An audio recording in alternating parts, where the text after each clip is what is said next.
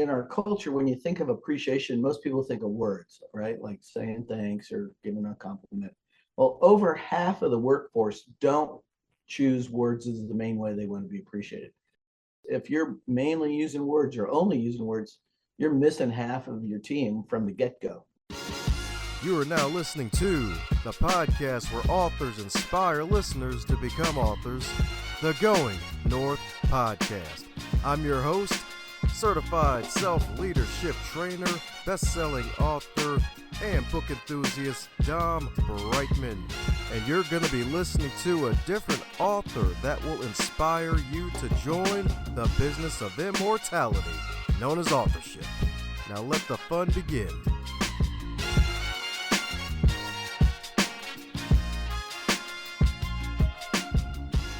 New episode, new review to highlight before we get started, and this one is all the way from Australia. And this one was a 5-star review titled Selfless Dedication to Books and Authors from Zoe Routh, leadership specialist. And she wrote, Dom is a bundle of joy and crazy enthusiasm. How could you not feel better after listening? Well, that's a good sign indeed, because enthusiasm is one of the many keys to life to tap into that inner God within, y'all. So definitely indeed, thanks a bunch, Zoe, for leaving that great review. And let's get on with today's episode. Oh, how could I forget?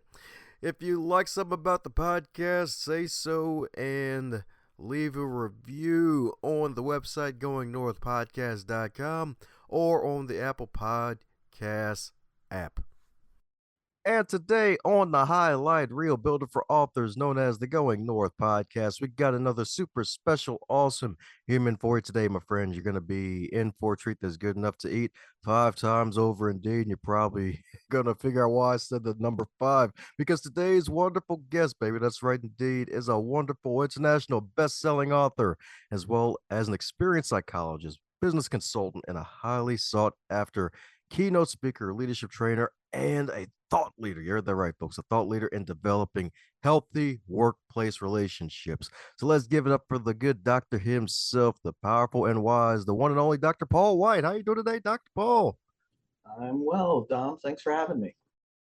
Woo-hoo. Pleasure having you here, sir. This is definitely going to be fun on all the buns and D's, especially with all the content you got out there and all the people you're helping.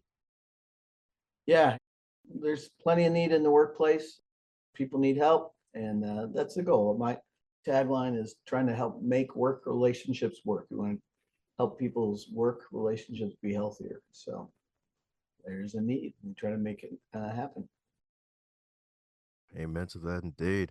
So my goodness, so how'd you get into psychology of all things starting out? I know that wasn't one of your targets at first. Right. No, it wasn't. Actually, I was working in a faith community out west, and there was just a lot of hurting people. And a lot of it had to do with early life stuff. And I thought, if we can prevent some of this, that would be a good thing. So I went and got my master's in counseling at Arizona State and worked with kids for a while, child protective services, residential treatment for out of control adolescent guys, different kinds of things. And then moved to Atlanta and got my doctorate at Georgia State and developed a specialty in testing students that have learning difficulties, like for ADHD and dyslexia and that kind of stuff.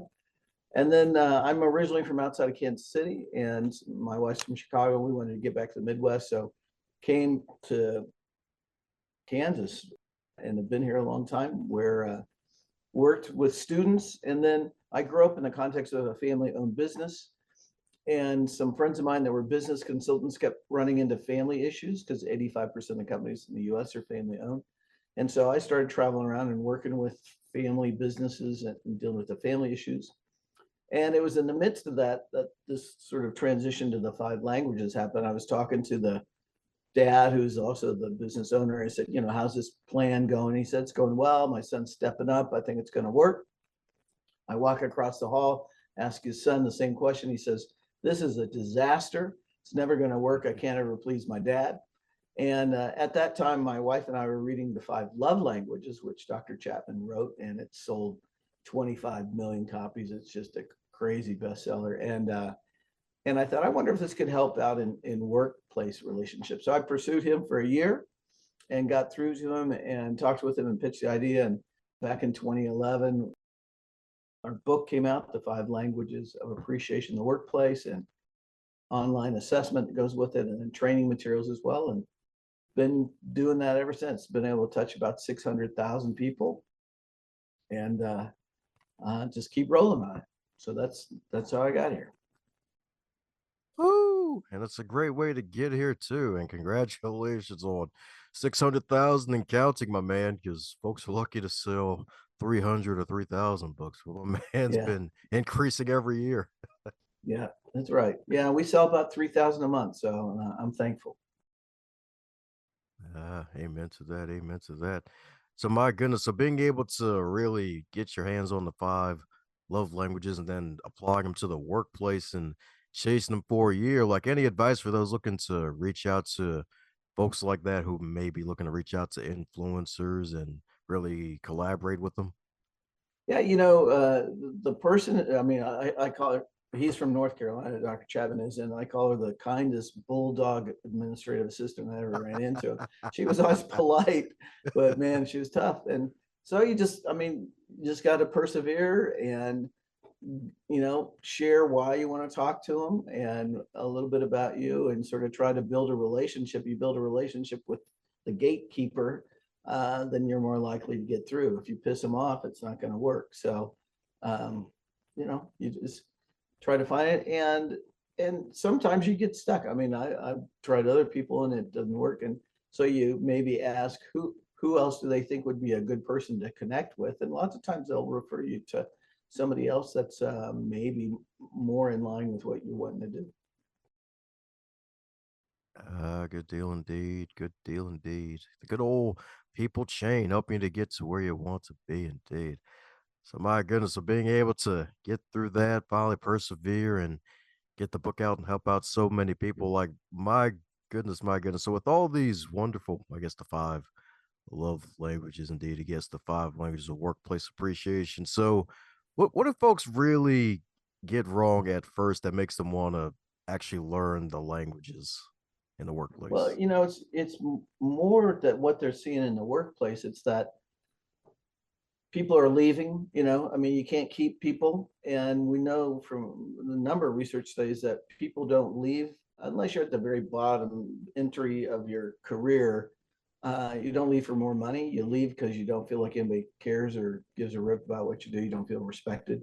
And so using the five language appreciation, we can help people stay longer. I mean, it's when you're connected with your peers and maybe your supervisor that you're going to stay around and put up with, the typical workplace challenges. And so it's that, as well as sort of in some places there's at least pockets of negativity, right, that develop, if not further than that.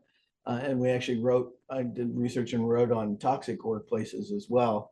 And those can be nasty, but how do you turn a workplace around? If you're One of the cool things about our stuff is that it doesn't have to start at the very top and work down. Most of the time, it's just maybe a supervisor or a manager that wants to impact their team, and so they find our book, have the people take our online assessment, and start from there. And we actually did that with Miller Coors and DirecTV, and it just sort of went virally across the organizations nationally. So regardless of where you are in the organization, you can make a difference and try to at least get a pocket of support and positive relationships. Beautiful. That's right indeed. And I guess in today's world, you're gonna need big pots, big pockets of appreciation. Yeah, yeah. There's not a need, there's not an absence of the need. Well, I think one of the things that happens is business leaders or organizational leaders tend to think that the goal of appreciation is just to make people feel good, to be happy, and that's good. We want that to happen, but really, the main goal is to create a functional, effective organization. Sort of use the image of oil in an engine. If you have an engine, it's got parts that move, but it doesn't have any oil. It's got friction, got heat, maybe sparks, gets stuck, takes more energy to move it.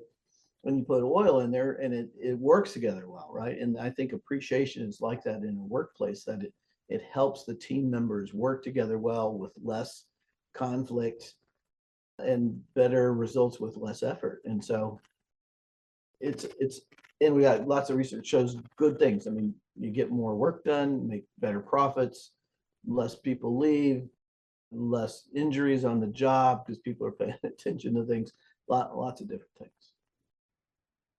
Yeah, definitely could say that again, indeed, because it's so true. And heck, even love what you also mentioned earlier about how like it really can start from any level because a lot of things nowadays folks may feel like, oh yeah, when the folks at the top get it right, then eventually the bottom will get it right. It's like, yeah, that's true, but also you can start where you are right now, no matter where you Absolutely. are in the company.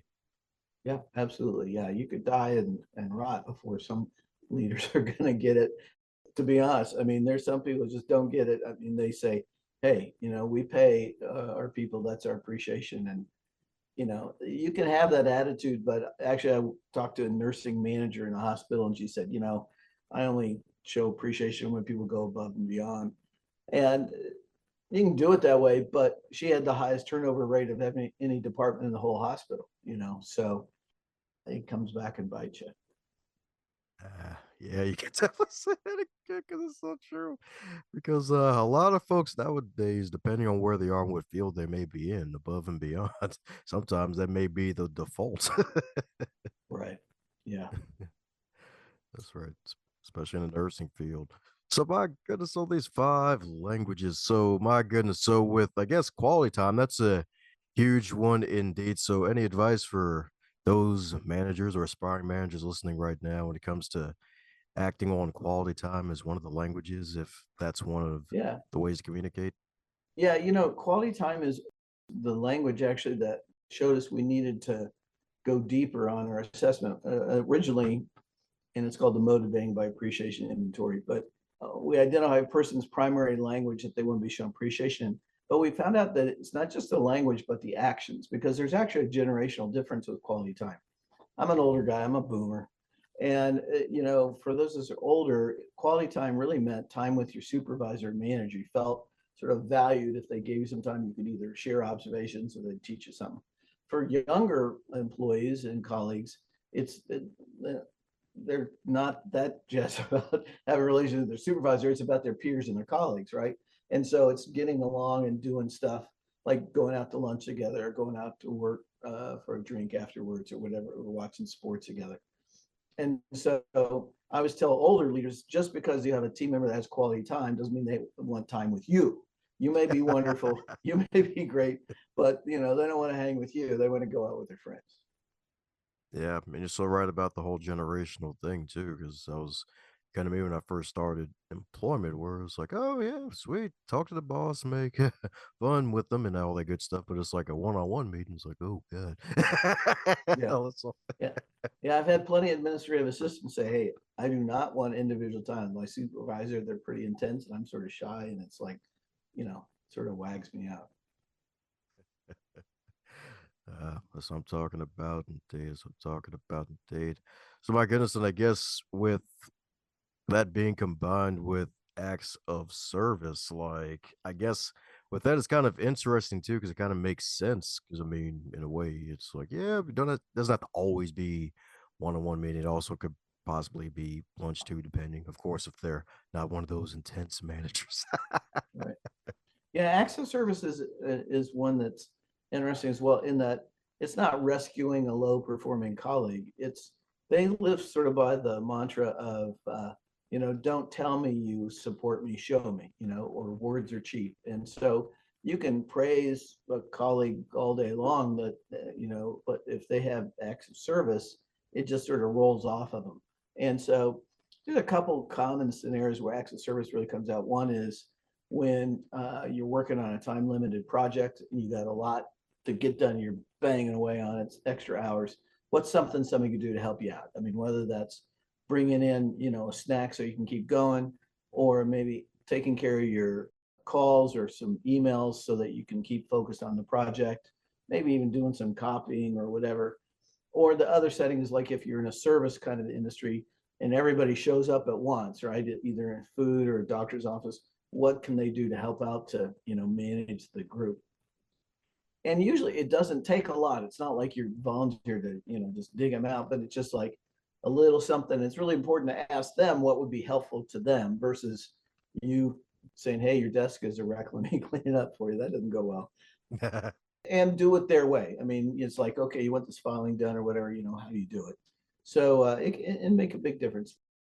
We've had, I don't know, almost 400,000 people take our assessment, and about 21%, or 1 out of every 5 people has access services their primary language. Quality times about 26, or 1 out of every 4 people. So they're out there. Ah, beautiful indeed. So my goodness, so I guess with all of those folks who've taken the exam, that's huge, 400,000 combining all of those, like, has there been a major commonality with the majority of the test takers that stuck out to you that may have surprised you? Yeah, two things. One is that, in our culture, when you think of appreciation, most people think of words, right? Like saying thanks or giving a compliment. Well, over half of the workforce don't choose words as the main way they want to be appreciated.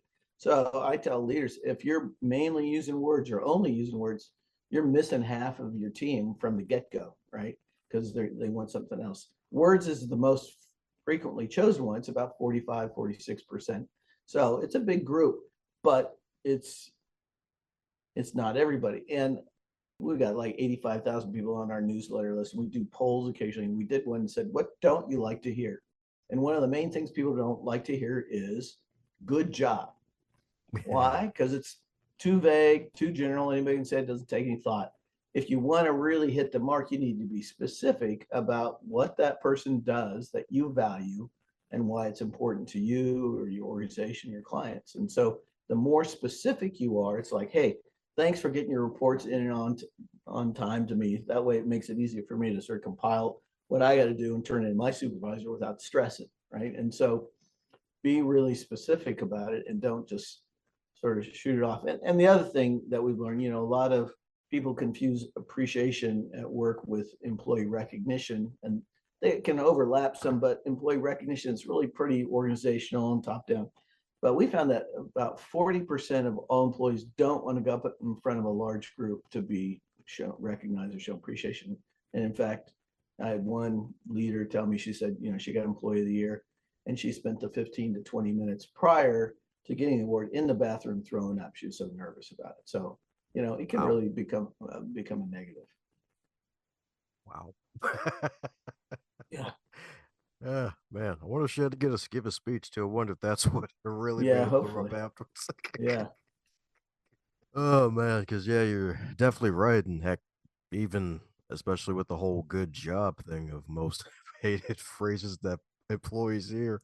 And you're so right, it does make sense because folks really want to hear that constructive, positive praise where it's like you're actually specific. You don't want to hear good job all the time because you're so right. It's basically vague and gray. It's like, well, good job of doing what? Like, did I Yeah. do a good job of doing nothing? Like, what did I actually do? Well, and I've had tech guys tell me that their supervisor wouldn't know if they were doing a good job or not. I mean, that their manager is supervising them, but isn't technically skilled. And so, it's just sort of meaningless. Ah, that's true. I guess especially with remote working environments, which I know is still probably a big thing now, even though Yep. it's Yep. back in since we're back together most parts in most parts of the world usually. Yeah, no, we've done research. We did research with remote employees both before COVID and the pandemic and during and afterwards, and found that it's a challenge. I mean, showing appreciation remotely or with a long distance worker could be done, but we've sort of found 3 P's that are important. First, you got to be proactive because you don't run by their office and see them, or you don't run into them in the break room or whatever. So if you aren't proactive, they're not going to hear from you, right? Secondly, found that people really want to hear from their peers more than their supervisor. Your supervisor is going to check in on making sure your work's done, but the peers, how are you doing? And that it has to be, but sort of sharing about personal stuff. I mean, how you doing? How are your kids? What do you think about the Ravens? How they doing? Because that's where we connect, right? And I mean, our one of our sort of premises is that employees are people, right? And we have lives, and we're not just production units. And so if you only focus on performance and production, which is what recognition largely does, then people just feel like all you care is about how much they get done. You don't care about them. And if you don't care about them, they're going to leave typically. So it's really important to get to know people. You know, there's different levels of personal relationships, but at least find out what's going on in their life, so you can ask about it. There we go. That's right indeed. So three magical P's. So be proactive, and then the other two again. Peer relationships are more important than top down ones, and then talk about personal stuff, not just Ah, work. there you go. There you go. Because that's where the connection really happens. Yep. That's right indeed. That's right indeed. So my goodness, so since you've been on quite a few interviews sharing the good work that you're doing to help out people and organizations to have more appreciation, is there a question that you wish folks would ask you more often when you're on these types of interviews? Wow. Let me think for a second. You know, I think the question that doesn't get asked is, what if we decide not to do this? What's going to happen? That one. And what do you do with a low performer? Somebody's not doing what they really should be doing work wise. I mean, do you show appreciation for that? And if you sort of segment out the person versus the performance, there are things that we can appreciate about people that aren't really the performance, right? I mean, I like to work with cheerful people more than grumpy people. I mean, you're a cheerful guy, that's for sure. And and I have a team member. She's just got a great smile, great laugh, and she's fun to be around. And I can value that, even though she may need to grow some ways professionally, or even it doesn't have to be at work. You can have value and appreciate somebody about maybe they're training for a half marathon and say, "Dude, Dave, that is cool that you've got the self discipline to train for that." Or maybe one of your team members is a single mother and she's just super committed to her kids, and say, "Maria, man, I am just impressed how much you love your kids. You've committed to them." And you still got at another point, not the same point, you got to say, "But I need you to get here on time," right? So you can still deal with the work issues, but you can create connection. And we always talk about being authentic. I mean, if you try to fake it, it just doesn't go well. So it undermines any trust that you may have. Yeah, you're so right about that because folks have their antennas up sky high these days for BS. Yeah. That's definitely a good point too about I guess that question of what happens if we don't do this because some folks may try and get disheartened if they come off as authentic at first. Yeah. Yeah. And a lot of people throw money at it and they try to give raises and all that, but that's okay, but it's not going to keep people. And ultimately, people don't work together well. The product or service isn't provided well because people are grumpy, and we know that when people don't feel valued, sort of problem solving goes down, because it's like, if they don't care, why should I put forth the extra effort, right? And so all of a sudden the quality of what you're doing, either you have to become just an ogre and a control freak and angry and yelling all the time, which people don't like, or it's just not going to work. I guess pun intended, Yeah, there you go. huh? Well, fun question for you. If your fabulous book, The Five Languages of Appreciation in the Workplace, if that book were a food, what would it be and why? Oh, wow.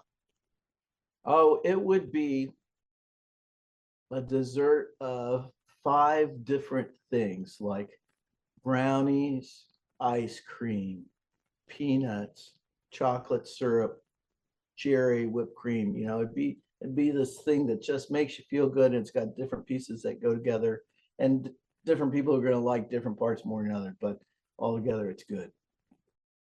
There you go. So they're right, folks. Brownies, baby. That's right indeed. And four other wonderful desserts, especially ice cream. Got you covered. There you go. And the good news is these are calories you don't have to count. That's right. That's right. Just have to make your actions count indeed. Oh man. So my goodness, so since you're a fellow man of faith, a Christian, if I'm not mistaken, I don't think I've heard your testimony on a podcast yet. So how'd you come to know the Lord, Dr. Paul? Well, I had the good fortune of being raised in a home of believing and faithful parents and even grandparents, and grew up in the church and decided to follow Christ as a young boy. And then, you know, your understanding grows over time. And then in high school, really got more serious about following and being obedient. And so did that, and then went to college, a Christian school, and learned how to sort of lead in the church. And I was thinking about sort of going that way, but God had different ideas. And so I've just been blessed with both family and good friends that have supported my faith journey. A life verse that I adopted early on is Proverbs 13:20, and it says, "He who walks with the wise will become wise, but the companion of fools suffer harm." And so, man, it's just a good thing to surround yourself with wise people and pursue them and ask them for time and learn from them. Sweet. That's what I'm talking about, indeed. That's right. Stay around the wise folks. Avoid the fools as much as possible. Yeah. That's right, indeed. So, how does faith play a role in your business? So, it's business is a faith journey, and you can try to believe and trust in yourself and trust in your own knowledge and skills, or you can trust in God and His provision and leading. There's no way, absolutely no way I could have gotten where I am on my own in a variety of ways, but I wouldn't have known how to get here. I mean, God, as I look back at the pathway, there were some turning points and introductions of people that He provided that led me down this path. It just uh, and so continuing that, and to be able to, our mission is to serve people well and provide resources to help them build healthy relationships and do it in a quality way. And when you provide services that people need and do it, relatively well, you can have a business that survives and makes money. And then part of our mission and charter is to give those less in need. I mean, we don't keep it all for ourselves, and we have ministries and different part of the times, and the team chooses different organizations they want to give to. And so uh, it's sort of woven into the fabric of who we are. We try to be kind to people and patient and live it out. Beautiful indeed. So, any words of wisdom for the struggling Christian entrepreneur in their business? Mm, wow. There's a lot of pretty good organizations that provide support and input for Christian business guys. There's one book that I always refer back to. There's a psychologist guy now. His name's Henry Cloud. He wrote a book called Integrity, and it's not about, like, always telling the truth. It's about that your life is whole. It's an integrated thing, and that there's it's just a great book that teaches about, there's sort of two paths that business people can go. They can be really task focused. He uses sort of a picture of a boat with a motorboat. You got two wakes. One is tasks and people, and you can focus on tasks, but you run over people and chop them up on the way. Or you can focus on people and be nice and all that, but never get the task done. And you really got to balance both. And it's a great book. I encourage people to check it out. Sounds good indeed. Guess I have to add that one to my ever growing reading list now. Yeah, absolutely. Well, two more questions. I'll let you make a run for it. So, since my man's amassed so much wonderful success on earth, and I'm sure in heaven with your wonderful ministry of business, has there been a major setback, heck, even in your life or your business, that actually became a setup for your success? Hmm. Wow. I would say it was interesting. I was on a podcast with Franklin Covey, who's sort of a big group. And the interviewer was more impressed with the perseverance that I stuck with pursuing Dr. Chapman for a year, more than the book. And I've thought about that, because it takes wisdom to know what's the difference between persevering and being stubborn and bullheaded and just stupid about keeping on when it's just not working. And I'm thankful that it worked out. Would I have given up? I'd probably eventually if it wouldn't have happened. But I just think, man, we need input in our lives from wise fellow believers to be able to make wise decisions because we don't have the whole answer for sure. Yeah, I hear you. I hear you indeed. Sorry, indeed, because some folks give up too easily. Yeah. I think that's probably more likely in a lot of cases. Yeah, that's right indeed. Some may be 3 feet from gold, some are just 1 foot. Yeah. Yeah. Oh man, oh man. So by goodness, coming down to the question that every guest gets to receive, and that is if you were to wake up tomorrow and you were 25 again, but you're still in the current year, what advice would you give to yourself? Focus on your wife. About that time, I was starting to go through my doctoral program and I busted through it and I did well and all that, but it was out of balance.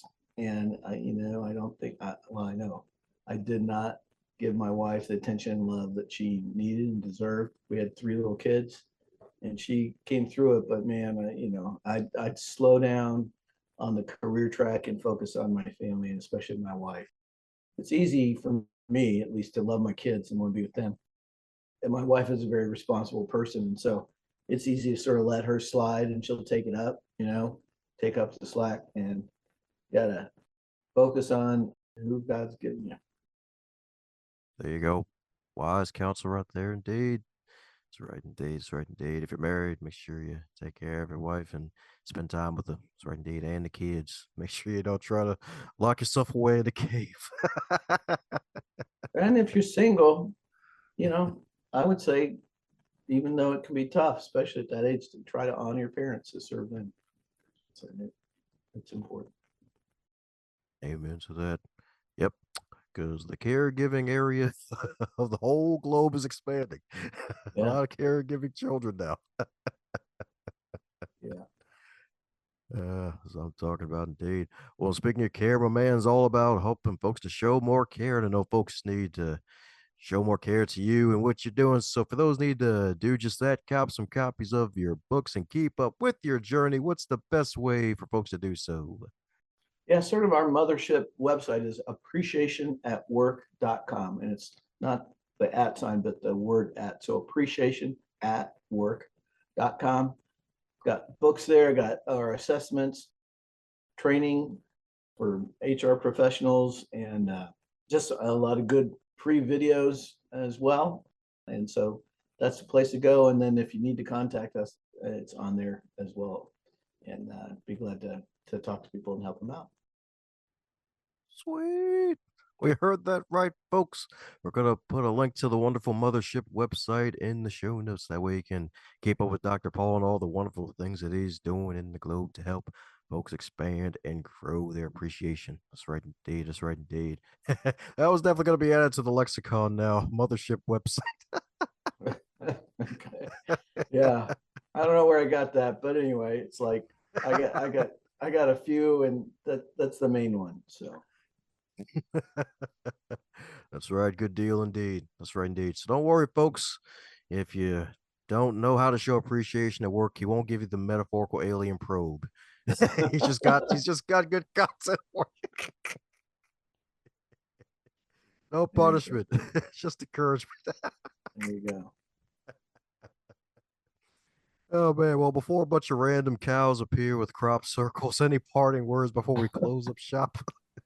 The main thing is a lot of people listen, not your listeners, obviously, but people hear stuff and they sort of like it. But it's sort of like, how successful have you ever been on a diet you never started? I mean, it just doesn't go. And so I just say, hey, start somewhere with somebody.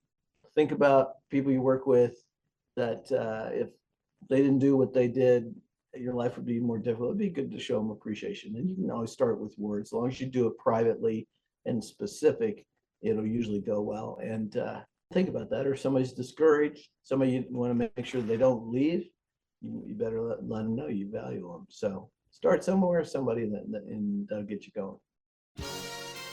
If you're hearing this part of the episode, that means you're one cool individual.